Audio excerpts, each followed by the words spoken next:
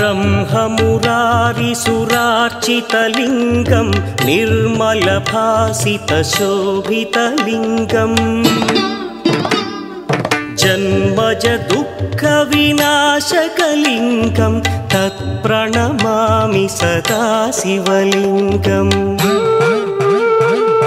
देवमुनिप्रवरार्चितलिङ्गं कामदहन करुणाकरलिङ्गम् रावणदर्पविनाशकलिङ्गं तत्प्रणमामि सदा शिवलिङ्गम्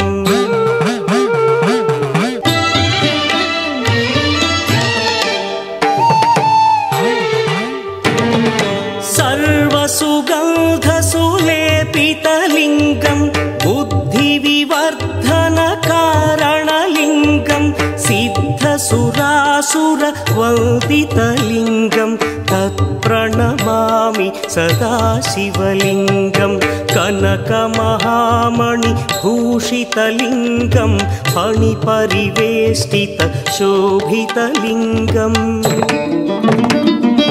दक्षसुयज्ञविनाशकलिङ्गं तत्प्रणमामि सदा शिवलिङ्गम् कुङ्कुमचन्दनलेपितलिङ्गं पङ्कजहार सुशोभितलिङ्गम्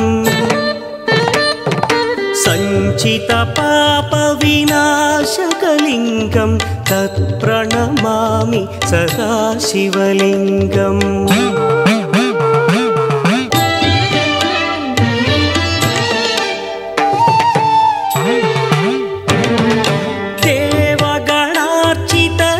देवगणार्चितसेवितलिङ्गं भावैर्भक्तिभिरेव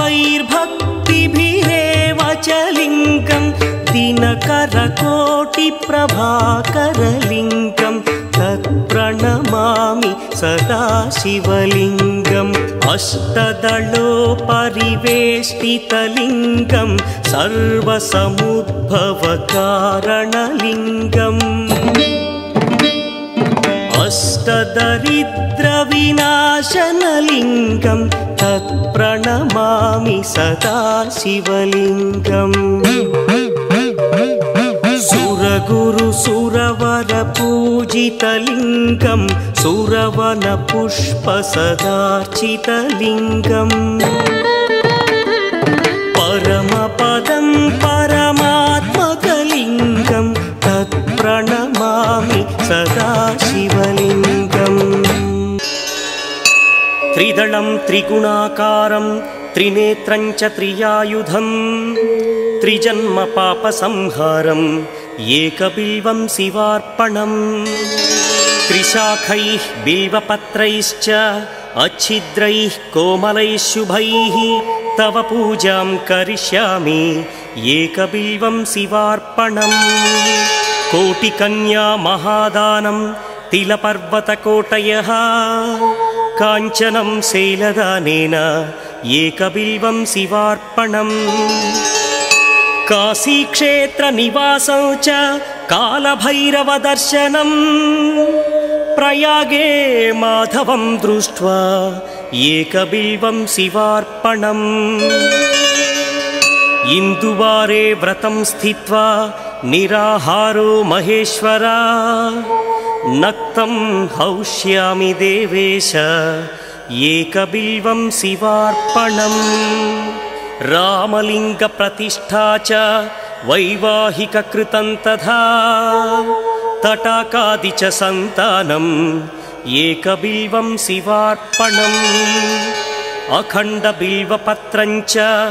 आयुतं शिवपूजनं कृतं नाम सहस्रेण एकबिल्वं शिवार्पणम् उमया सह देवेश नन्दिवाहनमेव च भस्मलेपन सर्वाङ्गम् एकबिल्वं शिवार्पणम् सालग्रामेषु विप्राणां तटाकं दशकूपयो यज्ञकोटिसहस्रस्य एकबिल्वं शिवार्पणम् दन्तिकोटिसहस्रेषु अश्वमेधशतक्रतौ कोटिकन्या महादानम् एकबिल्वं शिवार्पणम् बिल्वानां दर्शनं पुण्यं स्पर्शनं पापनाशनम् अघोरपापसंहारम् एकबिल्वं शिवार्पणम् सहस्रवेदपाठेषु ब्रह्मस्थापनमुच्यते अनेकव्रतकोटीनाम् एकबिल्वं शिवार्पणम् अन्नदानसहस्रेषु सहस्रोपनयनं तथा अनेकजन्मपापानि एकबिल्वं शिवार्पणम् बिल्वाष्टकमिदं पुण्यं यः पठेच्छिवसन्निधौ शिवलोकमवाप्नोति एकबिल्वं शिवार्पणम् प्रभुं प्राणनाथं विभुं विश्वनाथं जगन्नाथनाथं सदानन्दभाजम् भवद्भव्यभूतेश्वरं भूतनाथं शिवं शङ्करं शम्भुमीशानमीडे गणेरुण्डमालं तनौ सर्पजालं महाकालकालं गणेशादिपालम् जटाजूटगङ्गोत्तरं गैर्विशिष्यं शिवं शङ्करं शम्भुमीशानमीडे मुदामाकरं मण्डनं मण्डयन्तं महामण्डलं भस्मभूषाधरन्तम् अनादिं ह्यपारं महामोहमारं शिवं शङ्करं शम्भुमीशानमीडे वटाधो निवासं महाट्टाट्टहासं महापापनाशं सदा सुप्रकाशम् गिरीशं गणेशं सुरेशं महेशं शिवं शङ्करं शम्भुमीशानमीडे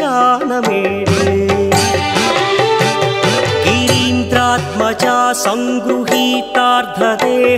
गिरौ संस्थितं सर्वदा पन्नगेहम् परब्रह्म ब्रह्मादिभिर्वन्द्यमानं शिवं शङ्करं शम्भुमीशानमीडे कपालं त्रिशूलं कराभ्यां दधानं पदाम्भोजनं राय कामं दधानम् बलिवर्धयानं सुराणां प्रधानं शिवं शङ्करं शम्भुमीशानमीडे शरच्चन्द्रगात्रं गणानौदपात्रं त्रिनेत्रं पवित्रं धनेशस्य मित्रम् अपर्णाकळत्रं सदा सच्चरित्रं शिवं शङ्करं शम्भुमीशानमीडे हरं सर्पहारं चिताभूविहारं भवं वेदसारं सदा निर्विकारम् श्मशाने वसन्तं मनोजं दहन्तं शिवं शङ्करं शम्भुमीशानमीडे स्वयं यः प्रभाते नरः शूलपाणे पठे स्तोत्ररत्नं त्विह प्राप्य रत्नम् सुपुत्रं सुधान्यं सुमित्रं कणत्रं विचित्रैः समाराध्य मोक्षं प्रयाति।